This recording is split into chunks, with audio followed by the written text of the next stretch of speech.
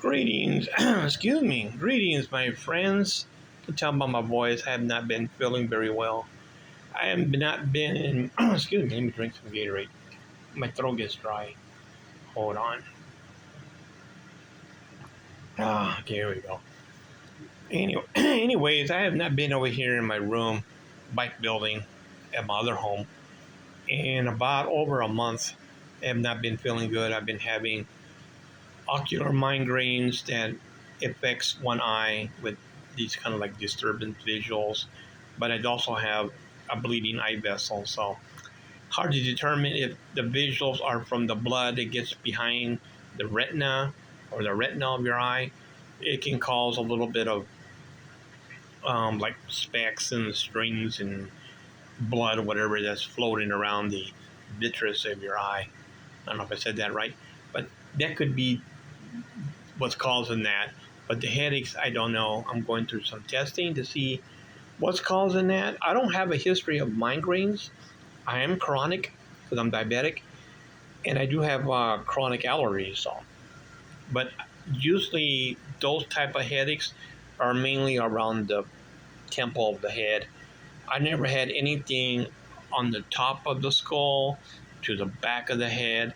I've been in two rear end accidents, so I don't know. They're gonna do an ultrasound of my neck too. So anything can go around with the neck can cause that too. So we're trying to pinpoint it. My primary doctor is working with me, sending me to different doctors, specialists, cardiologists. Number one, I go Wednesday for that, and next week Tuesday I go to the eye doctor to do LASIK on the left eye to seal that bleeding, and go from there and see how the outcome of everything is. If things don't situate or correct themselves, then I might have to go see a neurologist, see what's going on there. So, anyways, I'm trying to get my state of mind, my state of mind of back to what I was doing.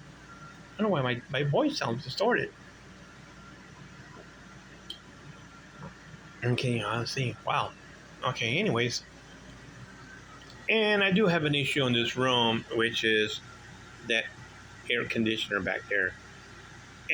I'm lucky to have that since 2012, so it has its days. It turns off and on. Right now it's on. It'll stay on for about, I don't know, 3 minutes, 4 minutes. I've been timing it, and it turns off for about a couple minutes and turns back on. So I'm suspecting it's probably the Freon. But anyways, my brother has three. Excuse me. Sorry about that. He has three AC units. They're the portable ones. They're the ones you move around, and then you connect the exhaust. Which I'm gonna clear up some stuff here because I'm gonna have it right here for the time being, and run the exhaust out the window. So I'm gonna measure my window, the vent, and the part that you put on the window.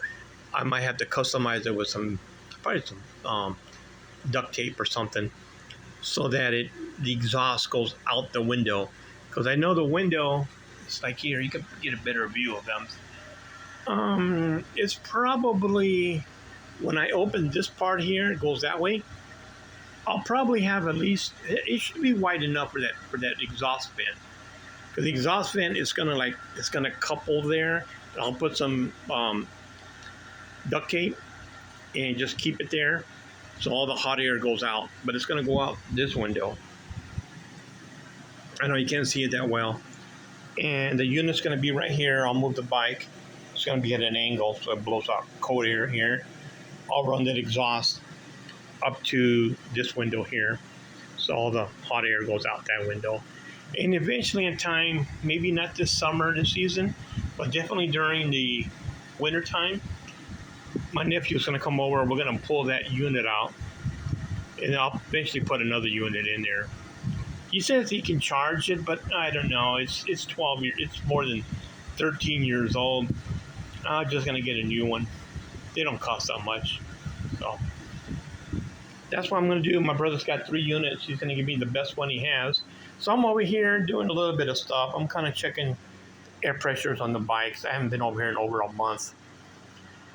Summertime in Arizona, it's 100 and I think it's going to be 110 degrees today. And nope, definitely no bicycle riding, and not the way I feel in those temps. No. And during the summer, basically what I do when I get my brother's conditioner that I'm going to buy from him, I'll keep that as an emergency. And when I'm not using it, I'll just put it away somewhere. I'll find room to put it somewhere probably behind me. And keep this room nice and cool. I don't like it too cold. I like it around, to me, I'm happy with 78, 80 degrees, because I have my sensitivity around my eyes and temple. I get like, the coldness can get to me. So I like between 78 and 80. And you can see up there, the unit turns off, and it has a temperature sensor or thermometer. Right now it says that it's 92. But when it goes up to about 96, I think, then the compressor kicks on. But there's something wrong with it. I ain't going to mess with it. I'm just going to get me a new unit. But my brother's going to give me his, or one of the 3 he has. I'm going to buy it off of him. I don't like to borrow stuff. I like to buy it and own it. And then when I'm not using it, I'll probably either stuff it in there or I'll find room back here. I can always move that garbage can out of the way and put it against that wall and move the vacuum somewhere else and move the garbage can this way. But I like the way this is set up because when I want to use that over there, my exerciser, which I'm going to use it pretty soon, what I do is I move these bikes. I take the 2 big bikes over here, just giving you a little what I do here. Like right now I'm not doing it today, but normally I'll put this one and that one outside my building under the tree. And then that one, these 2 will be okay. I'll move this one over here somewhere. And then I'll move 1, 2, 3 bikes. All I need to do is move 3 bikes. I can move the Bicentennial a little bit this way, and I can get on there and I don't have to move that. I just get on there and do my thing. And then when I'm done, I'll put everything back the way I got here. Right now, this is normally how I do it here. I know eventually I'm going to put that box somewhere else, but I got the 70 orange crate right there, and I got my custom 74 Stingray, which I love, that Union expander brake. So dying to ride these bikes during the fall and winter. Each bike I might take it to a park, do some videos, show you our parks out here, and interact with people, because they're always going to say, oh man, this is a cool bike. Did you buy it like this? No. Long story short, I customized it. And this is the only bike that, other than the chain guard, that it came already painted, not decaled. I had to finish it all. And the paint was horrible on it, but I buffed it out.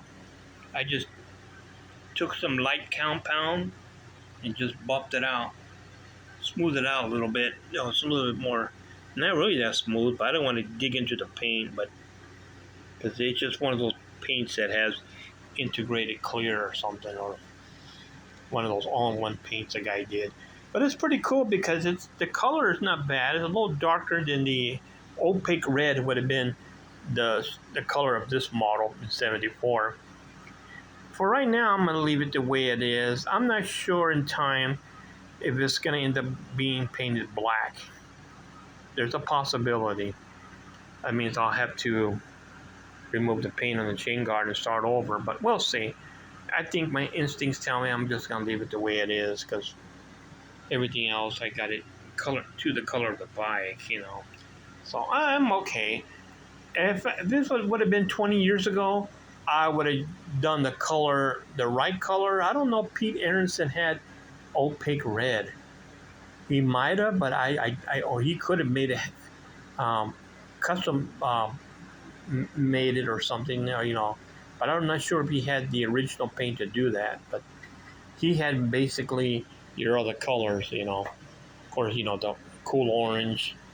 He had white to do, Bicentennial, and he had the other models that were white. Of course, he had this one is the '98, but he had the flamboyant red.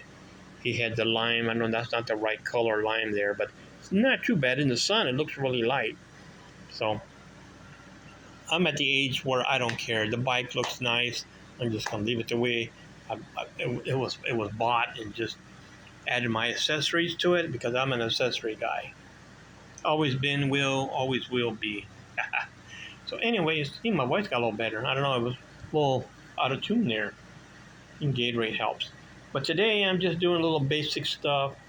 I'm filling up my. I know this is a Johnson Glance. Some reason I kept the bottle still because it's a good bottle. No sense throwing it away. But I like the 3M product. This is where I used to work at the university. And when he laid us off, even our supervisor said, you got chemicals, help yourself, because the contractor is going to take over and they're probably going to either dump the stuff or I got this. I have other chemicals too that I took. So anyway, this is good. This will last a lifetime. This is probably all living, because all you need is just fill up the spray bottle to about maybe that much of cold water. Then I'll put probably 2 ounces of this. You don't need much because this is concentrated. 2 ounces isn't good enough. Give it a good shake. I like about this glass cleaner is that it's good on chrome, and you use a nice, microfiber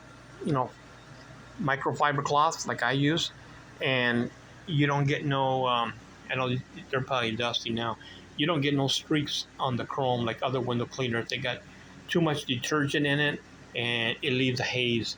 This you just spray, white, beautiful. All these chrome fenders, even the aftermarket stuff, original Neo stock. Actually, these fenders are. They all went through a treatment of semi-chrome, which is over there. So, and one thing about semi-chrome, you do it about once or twice a year. You just maintain it with a good glass cleaner, and of course, like I said, a good terry cloth, like something like this. And you can maintain your chrome, your wheels, and everything. So the only time I use a semi-chrome is probably at the least twice a year, if not. So anyways, that's what I'm doing today, and I'm not really 100% to myself. I'm not as normal myself, but the headaches have been really tamed down, so that's why I decided to come out here and do what I can do. And I know it's hot outside, and this conditioner, it is cooling right now. It feels good. See how it went down to 75. It'll go down to about maybe 70, and then it turns off, and then it just recycles again and turns back on. But right now, it feels okay in this room right now. I can work. I'm good with it because I know when it turns off, it'll come on in about 2 to 3 minutes. I've been timing it, so. But definitely low on Freon. I'm going to save it. Maybe my nephew, somebody that can actually recharge it. And if it's in that case, I'll have it recharged, and then I'll just store it up there. I'll just go up there in the attic. Of course, I'll have my nephew help me. I'll just put it away and keep it for a backup. But I will replace it with another one. We'll see. But because I'm going to replace it anyways. Because it's 12 years old. You never know. Something can go wrong with it. So we'll see. It's going to be a choice either to recharge it or just put it away in the attic and maybe do it another time. But I'm definitely going to put a new one in there. But I'll buy my brother's and keep it here as a backup. So that's what's going to go on. I got a lot of things to do here. I'm behind on a bunch of stuff. And definitely this fall, I'm going to move my whole desk. I'm going to move everything. I want to move the desk probably I want to put the desk over there in the corner so my back faces, the desk faces that way in the wall, and my back faces this way, my chair, I mean. That's okay. Or I could do it a different way. I'll see. I do want to do a rearrangement again and see what goes. But today, just trying to do things a little at a time. I don't want to overexert myself and then these headaches start again. So I'm going to keep myself, my inner self, happy that I'm doing things, seeing my bikes again. You know, I haven't been a month since I've even touched this bike. Well, I want to get myself better. That's the number one goal. So, all right then. Hopefully, the next time I make another video, know what's going on with me, and I'll continue on doing some things around here a little bit more, a little bit. You know, it's not dirty or nothing. The outside is pretty bad. I swept it a little bit, but maybe I'll start detailing it. And not sure how the pressure are. I'm sorry. Huh? Believe it or not, it's not that bad. Even if it's like this, it's okay. It's okay. Not, I wouldn't want to ride like that, but it's okay. See what the back one feels like. Yeah. So it's been a month or more, and since the last time I've done anything out here.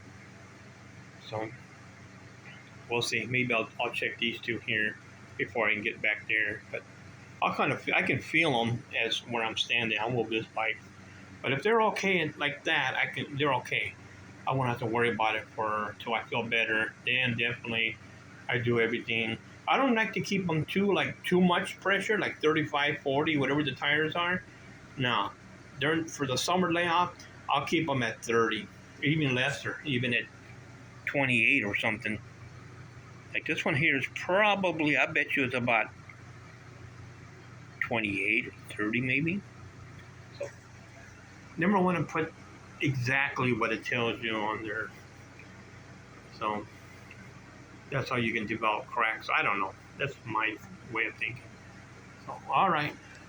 Enjoy your day, and we'll do another video when I'm feeling better.